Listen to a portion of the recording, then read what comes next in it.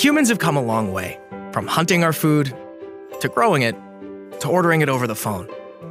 Life has gotten easier and better for most of humanity, as we've built advanced societies with many people leading longer and healthier lives made even better by modern amenities. This process is called development. We often hear people divide up the world into developed and developing countries. But what do those labels mean? The best measure is to take the size of a country's economy, its gross domestic product or GDP, which is the total value of all goods and services, from crops to cars and from waiting tables to writing wills, that are traded or produced within the borders of a country over a period, normally a year, and then divided by the number of people that live there. This is called GDP per capita. Some countries with a large GDP have a large population, so their GDP per capita might be relatively low. On the other hand, some countries with a small GDP might have a small population, so their GDP per capita might be relatively high. Countries with high GDP per capita are considered richer and more developed, and countries with low GDP per capita are considered poorer and said to be developing. So why do some countries have higher GDP per capita than other countries? Well, every country is unique, but there are some important conditions that are required for countries to really grow and sustain healthy economies. First, there needs to be peace and stability. When people struggle to survive every day, it's nearly impossible for them to go to work regularly and earn a living. Second, populations need quality education. If people are able to read and do math, they are likely to be productive workers and savvy consumers, and increasing knowledge fosters innovation and helps spread new technology. Third, people need access to capital. Starting new businesses and establishing more advanced industries requires money, which can be accumulated domestically over time or sourced from abroad much more quickly. Fourth, countries need to establish the rule of law, where government officials operate by a written legal code, instead of corruptly helping themselves and the people they like and harming those they don't like. When the rule of law includes strong property rights, it spurs economic growth. People are more likely to start businesses and work hard when they are able to keep the money they earn, the things they build, and the ideas they invent. Fifth, there needs to be equality of opportunity.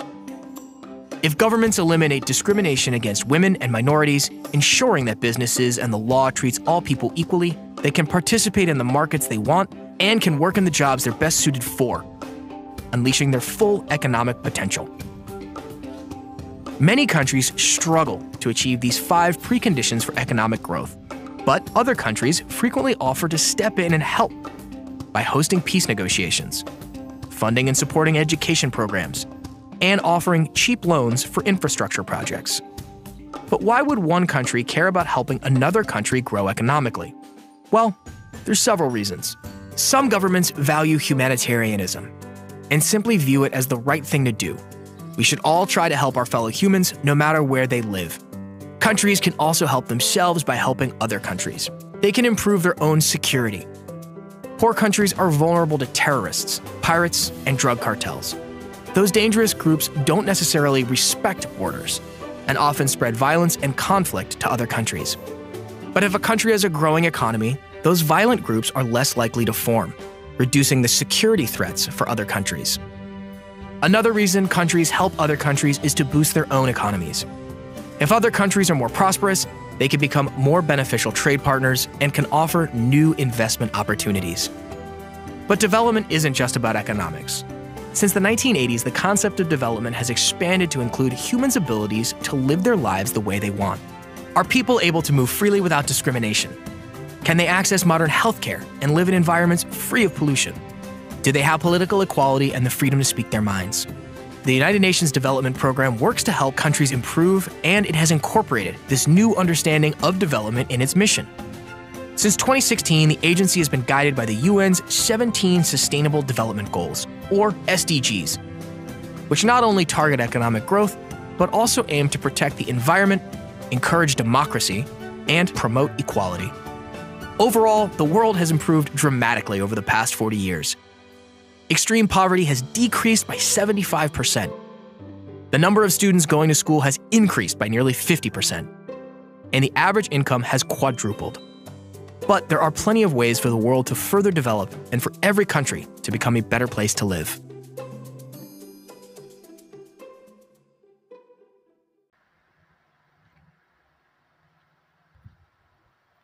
Good day, everyone. We will discuss about the second chapter entitled Comparative Economic Development. I am Aryan Manal, your reporter.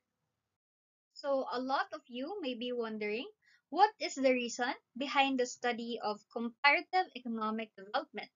So, comparative economics allows us to understand the factors that contribute to the quality of life. Studying different economic systems will answer questions regarding how literacy, fertility, life expectancy, and poverty might influence the labor force. So it says here that despite substantial economic development in developing countries in the recent years, there is still a large gap between developing and developed countries in respect of development parameters.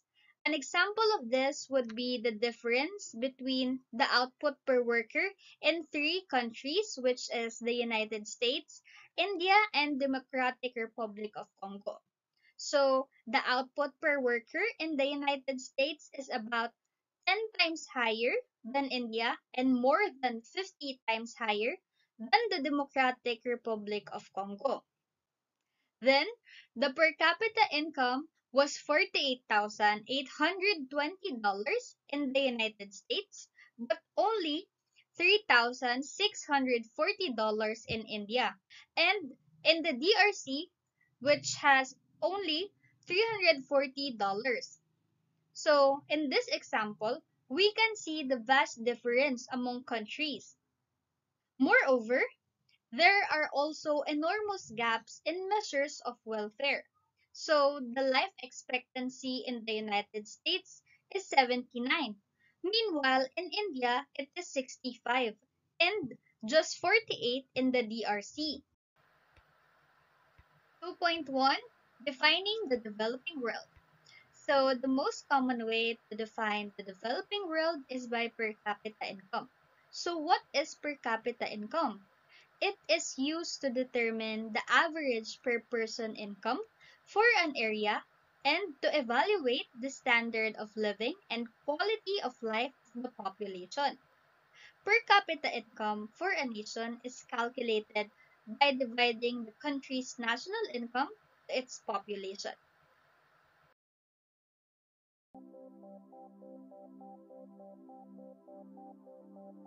Income per capita. Income per capita measures the amount of money that's earned per person in a defined area. Income per capita can be calculated by dividing the given area's total income by its population. It's an important metric used by countries, states, cities, and other geographic regions to measure quality of life. Changes in income per capita can reflect economic growth or constriction. Just as any two people can compare their incomes to see who's financially better off, two countries can do the same, thus shedding light on the wealth and stability of an economy. If a region has a low income per capita, it can mean the local economy does not adequately support its residents. But income per capita can be misleading. For example, if a small town has 50 people earning $1 million a year and 1,000 making $100 a year, its income per capita is $47,714. That might not seem like a bad figure, but it does not truly reflect the town's living conditions. Income per capita is important for investors to consider. A country with a higher income per capita is generally a country with more money to spend. A retail business looking to open a new location may find better prospects for success in a city with high income per capita because its residents will have more spending money.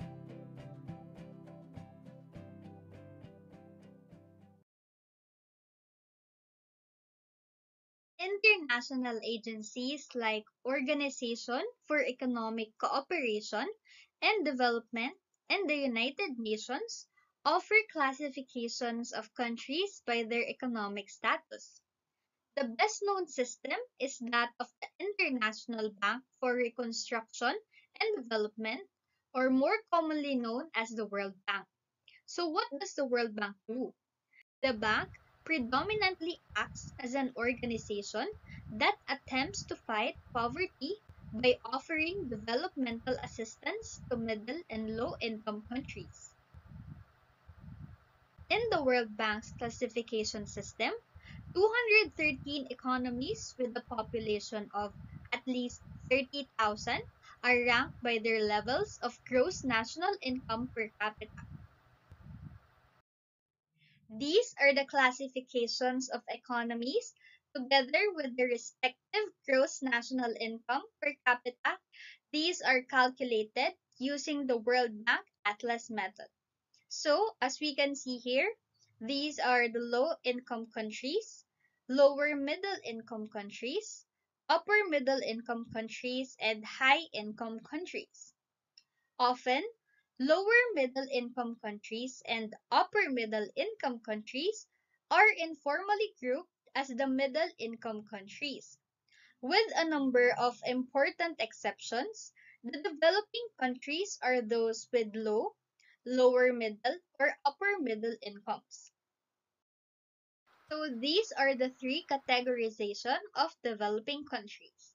First, other high-income economies. These are sometimes classified as developing countries, such as when this is the official position of their government.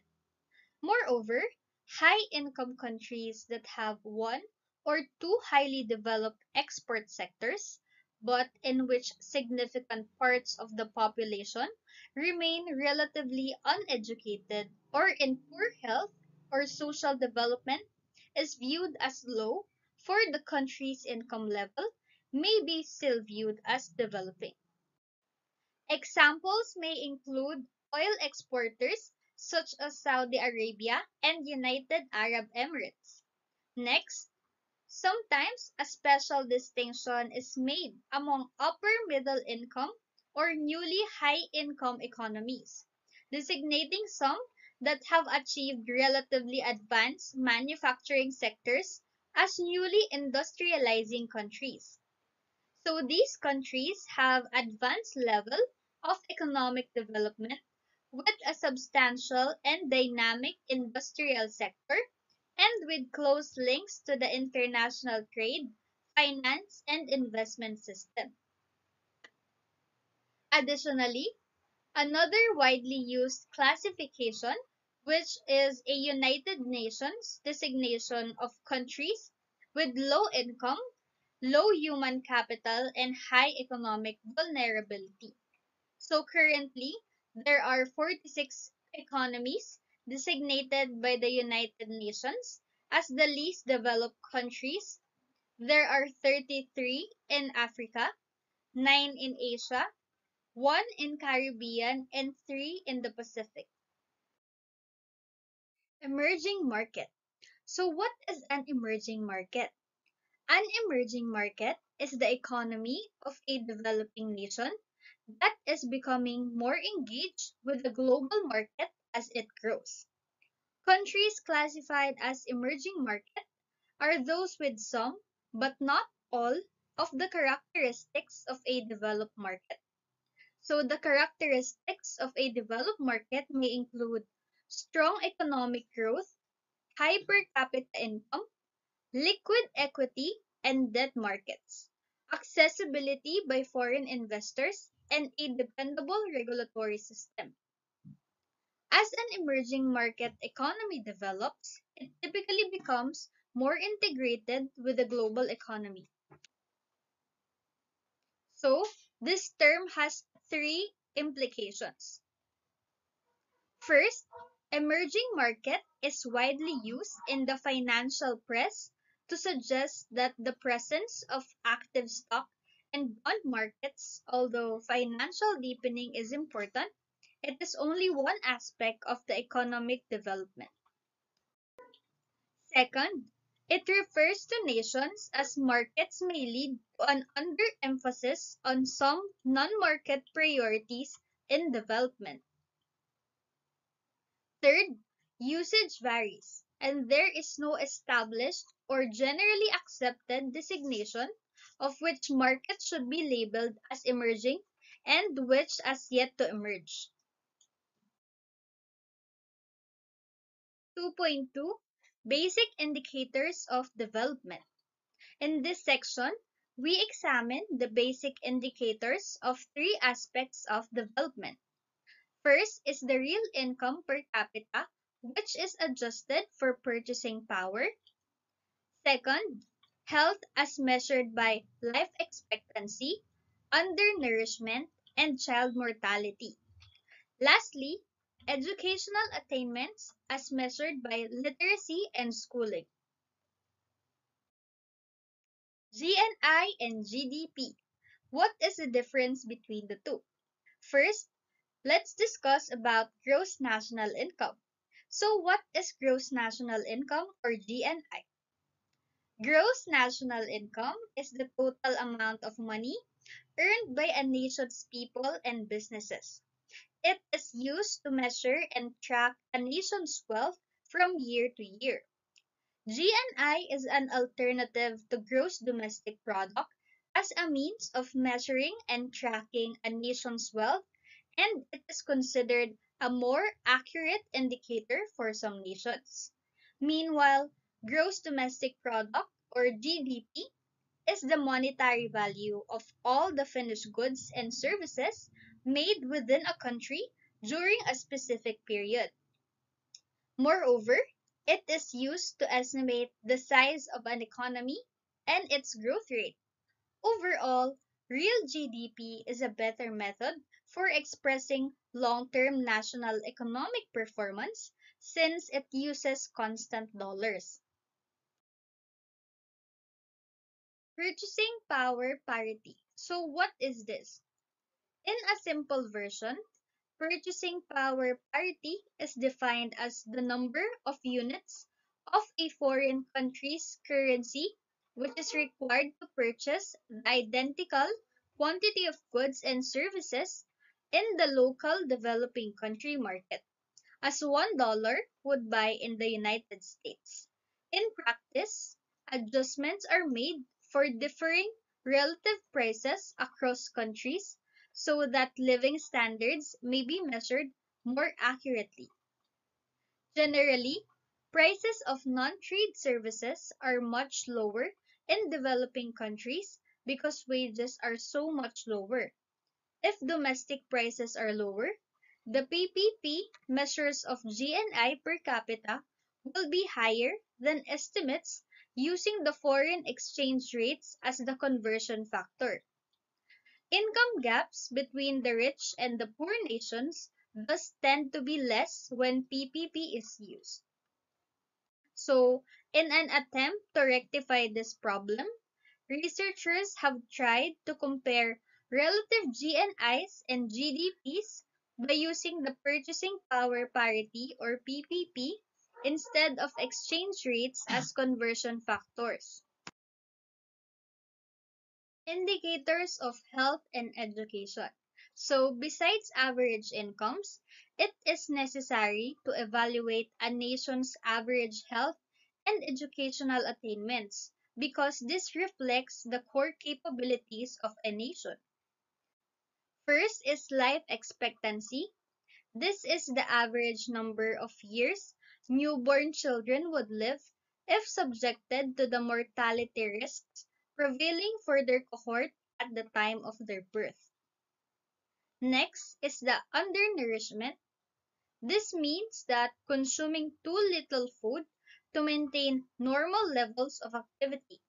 Next, high fertility can be both a cause and a consequence of underdevelopment, so the birth rate is reported as another basic indicator. Lastly, literacy. It is the fraction of adult males and females reported or estimated to have basic abilities to read and write. 2.3 Holistic Measures of Living Levels and Capabilities.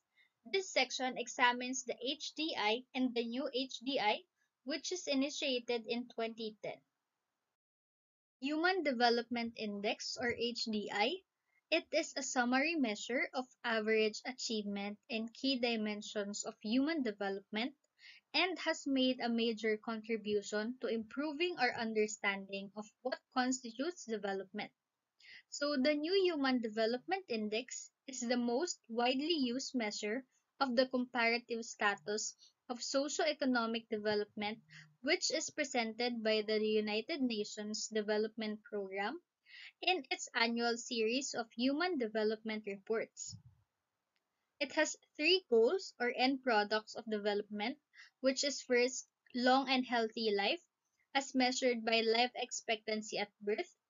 Next, knowledge, as measured by a combination of average schooling attained by adults and expected years of schooling for school-aged children. And last, decent standard of living, as measured by real per capita gross domestic product, adjusted for the differing purchasing power parity of each country's currency to reflect cost of living and for the assumption of diminishing marginal utility of income. Calculation of the traditional HDI underwent a number of changes since its inception. In the past, a relatively complicated formula was used to convert PPP income into adjusted income. More recently, adjusted income is found by simply taking the log of the current income. This gives each country an index number that ranges between 0 and 1. So, in solving for the income index, the 1,241 GDP per capita of Bangladesh, the $100 is the PPP, which is the assumption that real per capita income cannot possibly be less than $100 PPP. And the 40,000 PPP, consider it in relation to the maximum that a developing country might reasonably aspire to over the coming generation. In simple terms, the 1,241 minus the log of 100 divided by the difference between the log of 40,000 and the log of $100 to get the total of 0.420. Next, calculating the life expectancy index. For example, the case of Bangladesh, the UNDP starts with 65.7 years, which is the country's current life expectancy at birth. 85 years is a maximum reasonably life expectancy for a country to try to achieve over the coming generation, and 25 is a fixed number of years. Then, in simple terms, 65.7 minus 25 is equals to 40.7. Then, 85 years minus 25, which is equals to 60. Therefore, 40.7 is divided by 60, which is equals to 0.678. So, the education index is made up of two parts, which is the with two-thirds weight on literacy and one-third weight on school enrollment. Because gross school enrollments can exceed 100%, this index is also capped at 100%. For the case of Bangladesh, adult literacy is estimated at 53.5%, so 53.5 minus 0 divided by 100 minus 0 with a total of 0.535. Next, for the gross enrollment index. So it is estimated that 52.1% of its primary, secondary, and tertiary age group in Bangladesh are enrolled in school. So the country receives the following value: 52.1 minus 0, then divided into the difference of 100 minus 0, which is equals to the total of 0.521.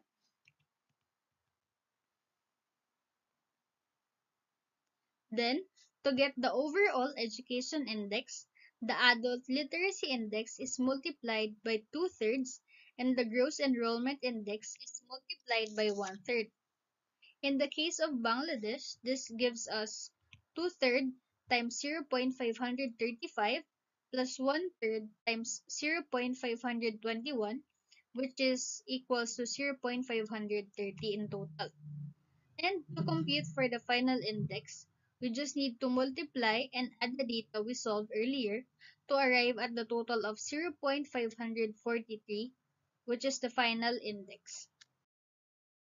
In November 2010, the UNDP introduced its new Human Development Index, for it is intended to address some of the criticisms of the HDI. The index is still based on the standard of living, education, and health, but it has 8 notable changes. First, the gross national income per capita replaces the gross domestic product per capita. GNI is a helpful metric because it provides an alternative perspective to that provided by GDP and can aid analysts in obtaining a more complete picture of the total economic activity. Next, the Education Index has been completely revamped.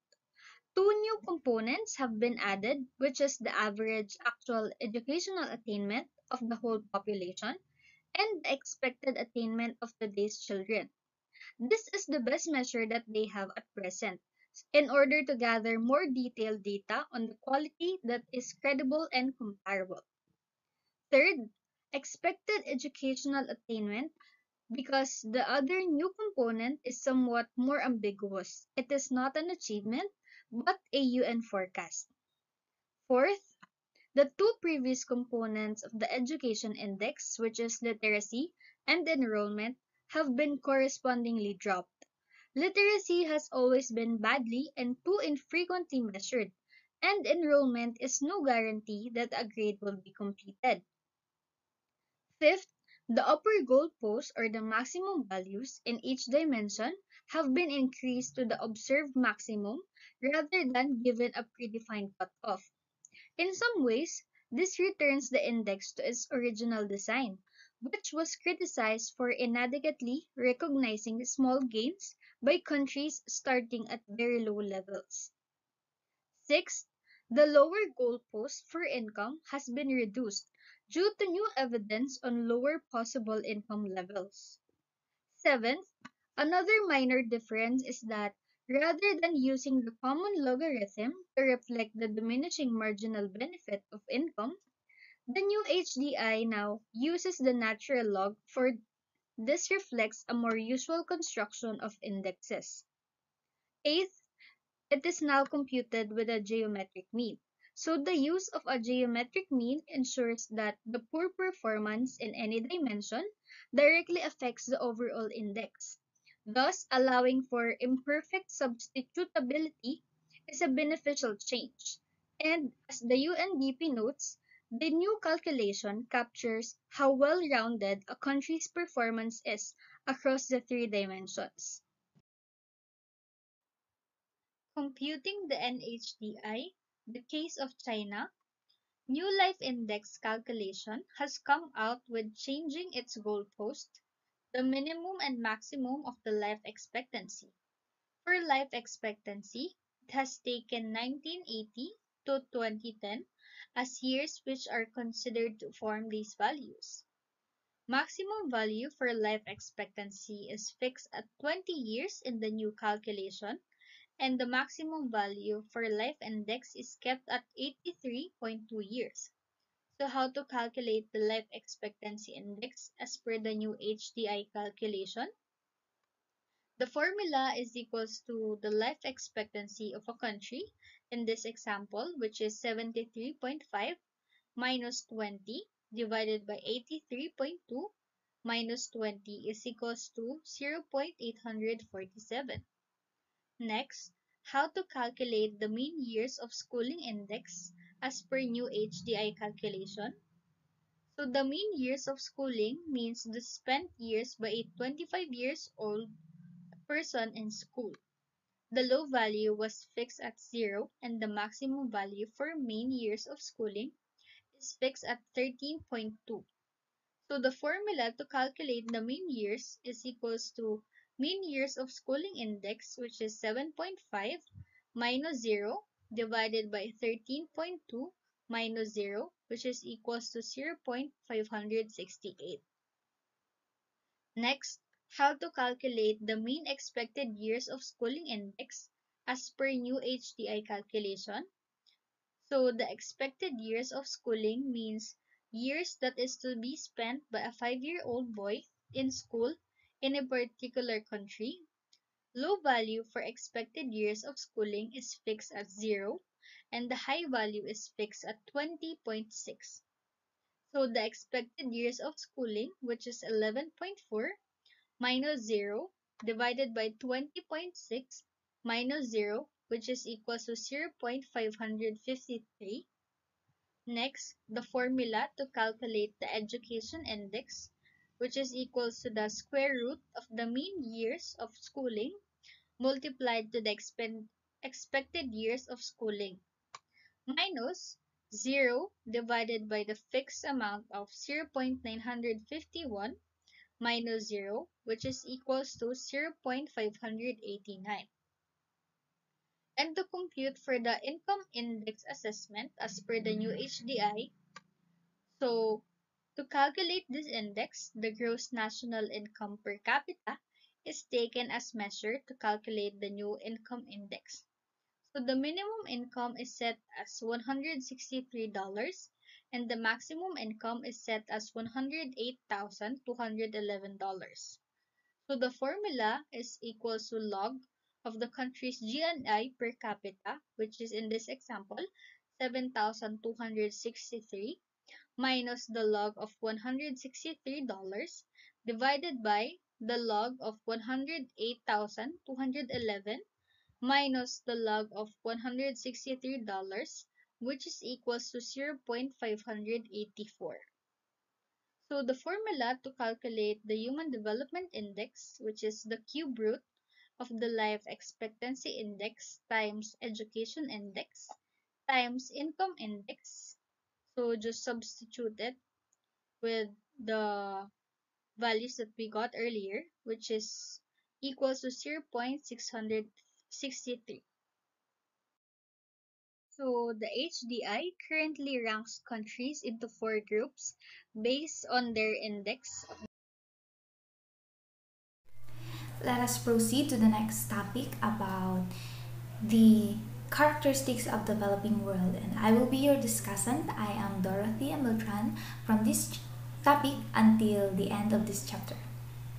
So let us know if there are reasons behind why there are called developing countries. What are the indicators, or how can we say that they belong to a developing world? So as you can see, we have 10 lists of characteristics of developing nation.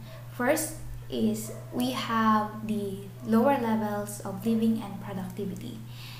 Second, we have the lower levels of human capital, then higher level of inequality and absolute poverty, and higher population growth rates, greater social fractionalization, larger rural population, and but having a rural to urban migration, also low level of industrialization and adverse geography, underdeveloped markets, and last is the lingering colonial impacts and unequal international relations. So we will discuss these items one by one in the following slides.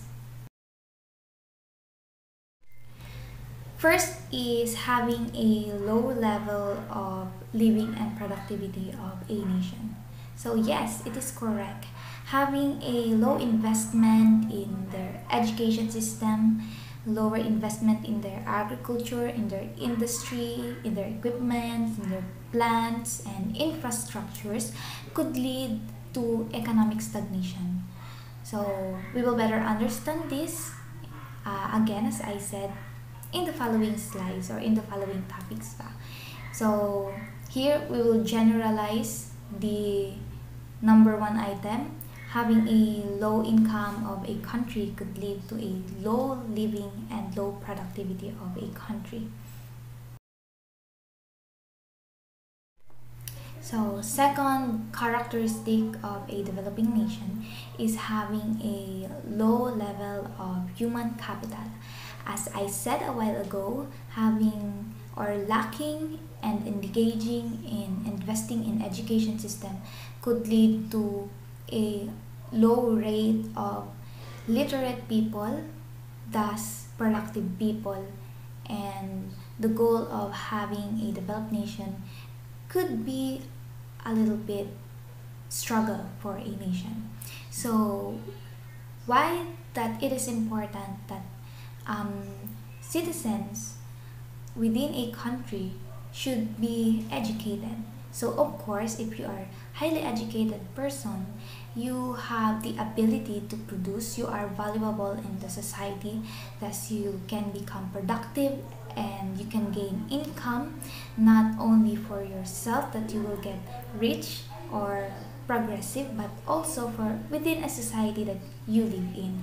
And also not just having a low education that I mean, but also having a low or unhealthy environment or low level of health within a nation. So it is not enough that people have high education, but also it is also important and most important that health could be one of the first priority of the government within a nation. So sabi nga sa kasabihan, di ba, health is wealth, and I still believe in that. So we could be the richest man or the richest nation, but unhealthiness, illnesses, and sickness could make us a poor country na maybe not now, but for the following years to come. So it is important that human capital should be invested in a country. But as for this time, we can say that a country is a developing world because one of this its characteristic is having a low level in human capital. Another characteristic is having a higher level of inequality and absolute poverty. So we all know that inequality could lead to chaos, could not help us become united in a nation. And inequality happen mostly when there is a huge gap between rich and between poor people. So if there are wide gap between these two status in the society, then inequality could happen or could be experienced within a country. And inequality is not a good thing for a nation, not a good characteristic to be called a developed nation. And another one is having the absolute poverty. When we say absolute poverty, it is not being able or barely meeting the needs of the nation, specifically the basic needs like food, shelter, and clothing. So next is about having a higher population growth rates. So most of the low income countries have high population growth rate, and one of the factors of this event is the lack of awareness in family planning. That is one of the factors. And in effect, the greater population of a country, the greater the competition is. And the greater competition there is, then the dependency and also the scarcity of supplies within a country can be experienced. And so one of the characteristics of a low income countries or a developing nation is having a population growth rate, and we will know the effect of this later on. Another one is having a greater social fractionalization. When we say fractionalization, it is about having an ethnic, a language, or a social status division within a country or a society. So this negative division between or among the people could lead to discrimination, political instability, rebellion, and chaos, uncooperativeness of the people, and then eventually to failure and barrenness. So did you know that South Korea, belonging to third world na sila, diba? According to the researchers, they have only little ethnic groups. So they are considered not so diverse country, and look at them now. They are improving. They belong to the third world. But for me naman, this is my own opinion. I think having a diverse culture, diversity within a country is not so negative if there is right treatment within each differences within a country.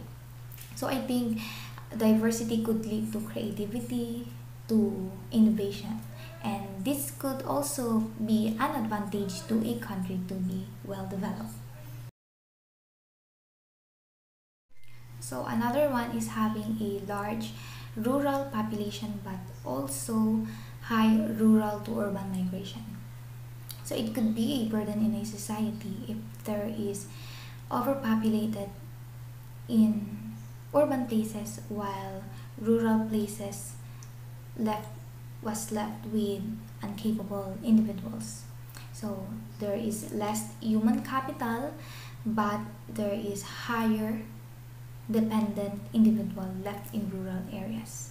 So one of the good example that I can relate to this topic is having the differences in salaries and wages here in the Philippines. There is so-called provincial rate and there is Manila rate. The government says that there is provincial rate because the cost of living here in provinces is lower than in Manila. And yes, it is true. That's why the professionals, the workers, the social servants would resort to migrate in urban places or in Manila specifically to work there because they can have high compensation there than here in the provinces. So imagine if what's left in the provinces are incompetitive professionals. So there could be no medical professional, law professional, so and etc. And that could lead to imbalance or also an inequality to a nation. So that is one of the characteristic of a developing nation. So another one is having a low level of industrialization. So we all know that having a weak industrialization could lead to weak production, weak manufacturing processes, weak exports, thus weak income of a nation. But some people argues that industrialization is not a good thing for our country because they said agricultural land tend to shift to becoming industry, thus we experience low productivity even more. However, what I can see is that there is mismanagement in classifying what should be the agricultural land and what should be the industrial land.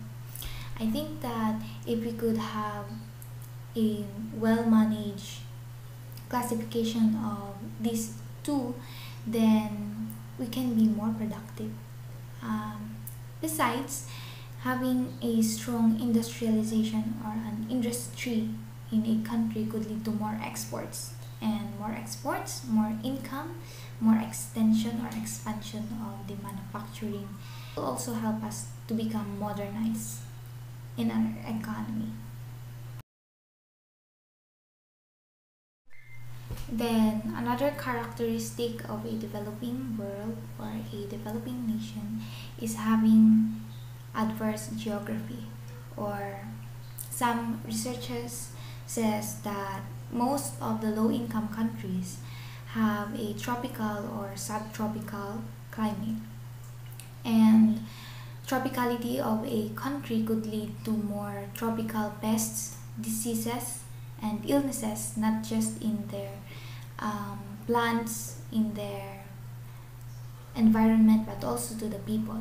And human capital will become lower again, will decrease, and so as the resources there in the country.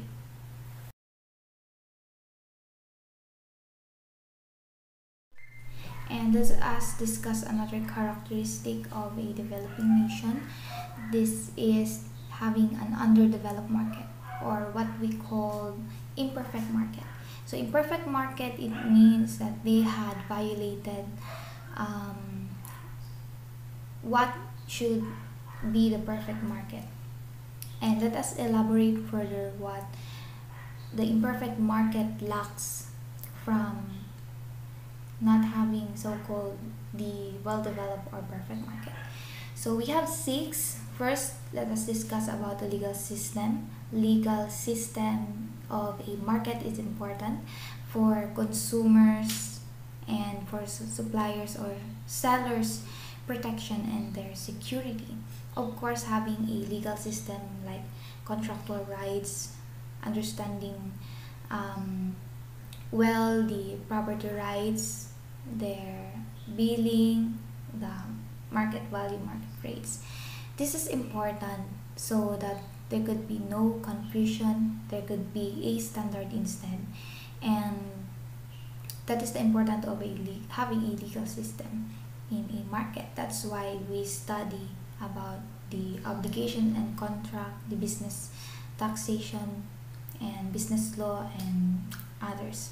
So another is having the stable and trustworthy currency. So, 'di ba, if a one person is consistent, we can trust them easily. So as to currency or to the monetary aspect of a country. So being consistent means you're able to trust them right away. Just like in Swiss franc. So Swiss franc had an alias of being a safe haven currency.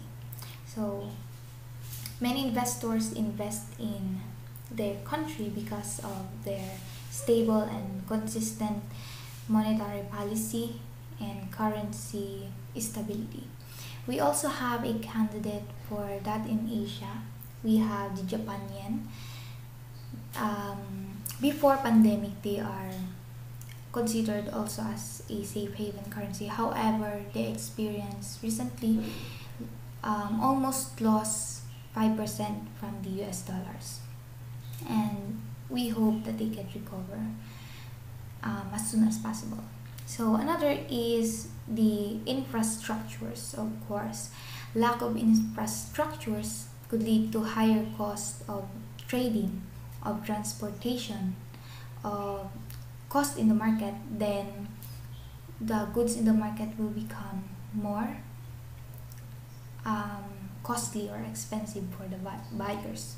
So lacking of infrastructures and equipments and buildings to easily produce goods and to easily transport goods could lead to a slow production and income of a market.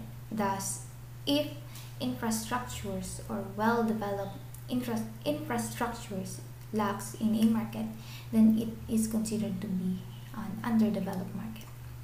Another is having or lacking of well-developed banking and insurance.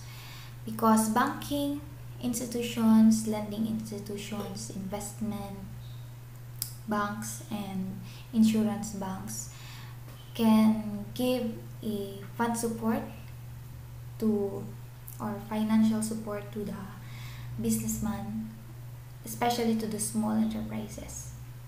So it could be a great help where the money could be invested and where they could get money from.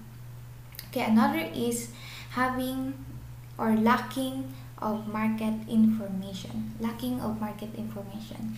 Yes, so included here in market information are the strategies. Strategies, and if there are low strategies in the market, then competition is low also, or you cannot compete in the industry if you lack market information. And the last one is the social norms or lacking of social norms. Of course, business should be an interactive area or an interactive industry business, because market consumers needed to sales talk to them, And of course, there will be no business or industry if there are no market. Without or lacking of interaction and good relationship in society could lead to lower productivity of a market. And so without these 6 factors in a market, they can be called or categorized as an underdeveloped market.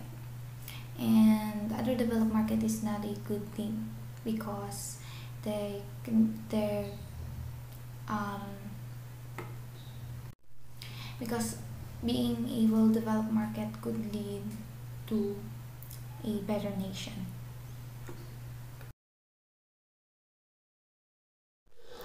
And so let us proceed to the last characteristic of the developing world. It is about the colonial impact and unequal international relations. So we can categorize this topic into two. First is about the colonial legacy and then the external dependence. So colonization brings trauma to a country, Philippines for an example. Because there is colonization, we experience diversification of our culture. There is inequality, there is poverty. So instead of focusing on growth, we first prioritize the recovery. And another impact of colonialization is having less democracy in our country. So if we have less democracy, we have less investment in human capital like education, skills, knowledge, health of the people. And so let us discuss what is about external dependency. So what about this external dependence? So if we are too much dependent or relying with other nations, we cannot establish a strong internal independence. So we cannot influence more, we cannot have an impact to other nations. Thus, if we cannot have an internal independence, strong internal characteristic, then we cannot establish growth and development in our country. So because we rely on them mostly. And previously we learned about the characteristic of a developing nation, and now let us proceed to discussing what are the comparisons between a developing nation and a developed nation in their early stage. So it might be a factor that historically they are already a developed nation while we are still developing. There are some nations that are developing, and we will discuss the eight comparisons between the two developing and developed nations. And first, let us talk about the physical and human resource endowments. So during the times of wars, of pandemics, of colonization, for example, US and Europe countries, continents, so they have plenty or they already have abundant resources in them that can sustain the demands of their people. However, in nations like Africa, Philippines, and Europe, when being colonized and when experienced pandemic, then we have more than nothing to give. So that's why there is already a huge comparison between these nations, because from the beginning there is already a gap between the two. And let us break. However, I want to give emphasis to this, that being or having more is being wealthy. Why?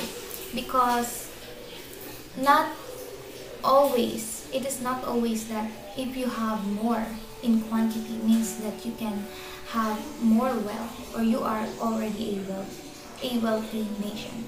For example, Philippines again. So Philippines, we all know we have plenty of resources in us. We have different kinds of bodies of water. We have right amount of soil to cultivate, and we just have right climate to grow our crops and to have or raise our livestock. However, maybe we didn't lack of the physicalities of resources. However, we lack of what we call the idea gap and ingenuity gap. When we say idea gap, it is all about the knowledge that we can apply how to handle the physical resources in us. And ingenuity gap naman, it is about applying those ideas into practical events, especially in encountering problems to solve it. So if we lack of those idea gap and ingenuity gap, even if there is plenty of resources in us, so we cannot use them in their full potential. Thus, we cannot be growing and producing more. Next is about having the per capita income and the level of the gross domestic product or the GDP of a nation. So before, as I mentioned earlier, so countries or continents like Europe and America, they are already a high incoming countries or nations, while the developing nations or low income countries are struggling to catch up with them. Those countries that are gaining more becomes richer and richer, while those developing nations or low income countries become poorer and more poorer by the time comes. And maraming mga pwedeng factor, isa na yung colonization, modernization, or lack in investment in their human capital, and also yung education, yung knowledge, yung climate, yung geography, and others na matatapik pa natin in the further discussion. So next comparison is their climate. So countries that have a subtropical or tropical, as mentioned a while ago, it experience more illnesses in their, not just in human but also in the livestock, and extreme heat, floods that will cause the washing away and losing of the productivity of the soil, and less production of the crops and agricultural products of a nation. And next comparison is about the population size, distribution, and growth rate of a nation. So developing world tends to have more increase in population size, while the developed nations or high incoming countries tend to have, although they have large population, but their growth rate is slow or not fluctuating, unlike to the low incoming countries. So for example is China. We all know that China is a big geographic place, no? So they have the most populated country here in Asia. They are one of the most populated country. However, their growth rate is not that high compared to Philippines, to India. So that's why it is a factor that having more population in a country could bring to a nation to be well developed and growing. So if there is a huge dependency and there is an imbalanced distribution of age, like what we discussed earlier, if there are too much dependent individuals than working age individuals, so there is an imbalance distribution, and there can be more competition in a country, more competition and scarcity in resources. And another comparison is about the international migration. So historically speaking, developed nations or already developing or growing nations, they have more professionals migrating to them from the low income countries, and what's left to the low income countries are the not so professional individuals, so they really struggle to catch up to the innovation and to the fast modernization of the developing countries. So, low-income countries experience the what we call brain drain. It is about immigration of highly valued professionals and technicians to the developed nations. So, na-experience yung brain drain because supposedly the time, the effort, and the industry that they could contribute to their country was given to the developed nations. And so, nagkakaroon ng brain drain yung mga low-income countries. And also, another factor of this migration is yung mga illegal migrants na apektuhan nila yung taxation ng isang bansa, the labors, yung job vacancy. For example, here in the Philippines, so, kunwari, may mga illegal migrants here in the Philippines from India. So, yung supposedly na supply na sustenance na galing sa government ay maipamigay na sa mga original citizens here in the Philippines.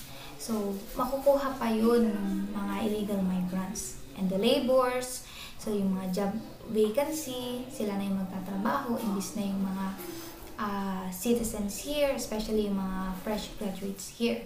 So, that's why migration is a big factor to an economy of a nation.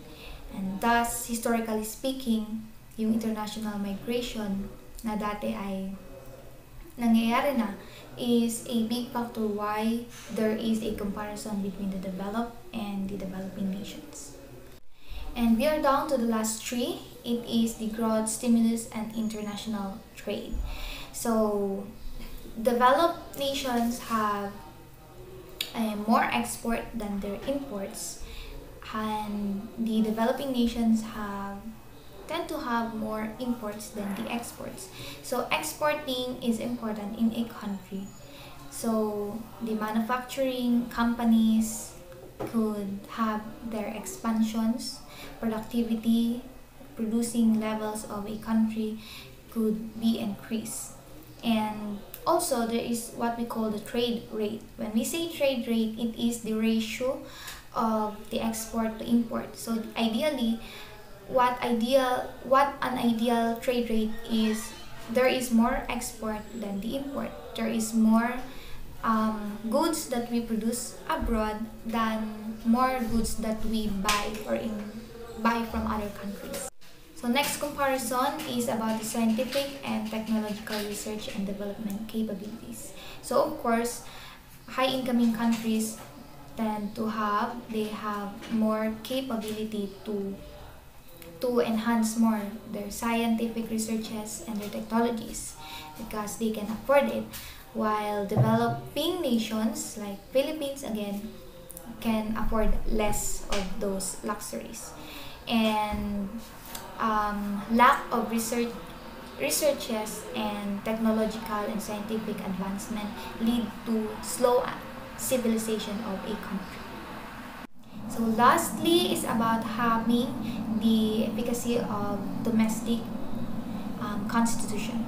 So it is also about having a strong political and stable and social institution that was commonly used in the United States. So that is why they have so many loyal investors, and these tend to increase more by the following years. And because of that, investors, they can gain more income and more investments from them. And so we talk about all of the characteristics of a developing world, their comparison between the developing nation and the developed nations. So the big question is, how can we narrow the gap between the two? So another question is, can the developing nations catch up to the developed nations?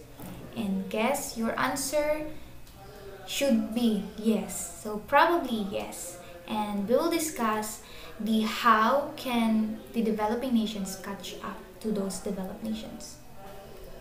So we can attain or achieve this catching thing through what we call convergence. So convergence, just like the tectonic plates, it means that the gap between the lower income countries and the higher income countries is narrowing. That is very opposite to divergence. When we say divergence, it is having a more wide gap between the two. So in this divergence, it happens that the rich countries tend to be more rich, and then the low or the poor countries tend to be more poorer and poorer. So we will discuss the convergence here. So how can we narrow? What are the things that can narrow the gap between the high income countries and the low income countries? So we have the so-called advantage of backwardness. Yan. So sabi nga nila sa isang kasabihan, daig ng tamad ang masipag. Dahil ang tamad ay hindi napapagod.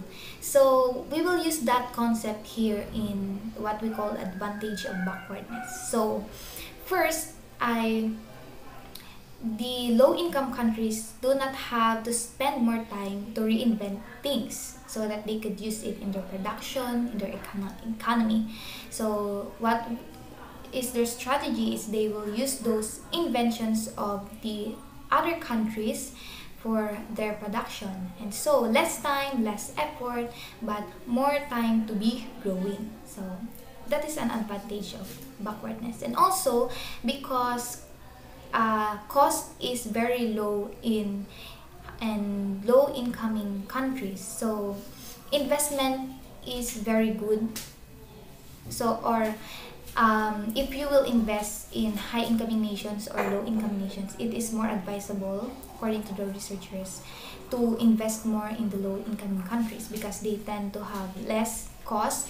The investment cost is lesser in low income countries. So there is more like larger or higher marginal return in each of your investments.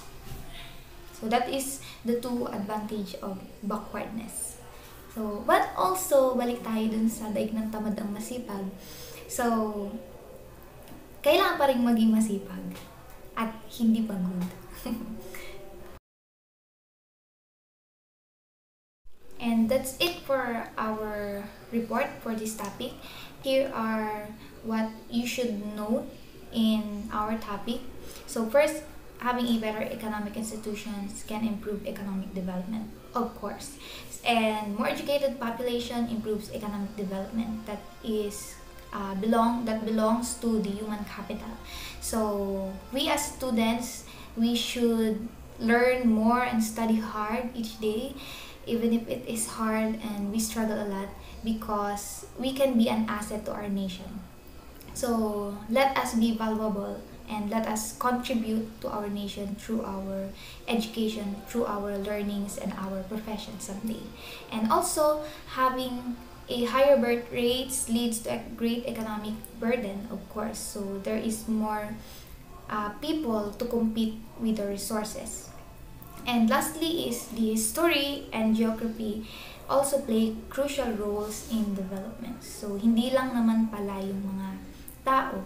So minsan hindi rin natin kasalanan kung bakit mahirap tayo. Maybe because of our geographic disadvantage and the history.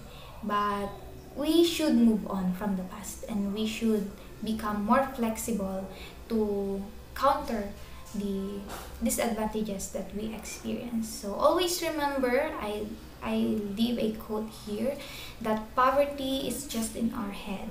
So we can overcome it if we work hard, if we study hard. So let us become more wealthy in our physical health, in our knowledge, in not just in knowledge, also in spiritual areas and social areas of our lives. So that's it for our topic. That's it for chapter 2. We hope that you learn from us, me and Ate Ariane. Thank you.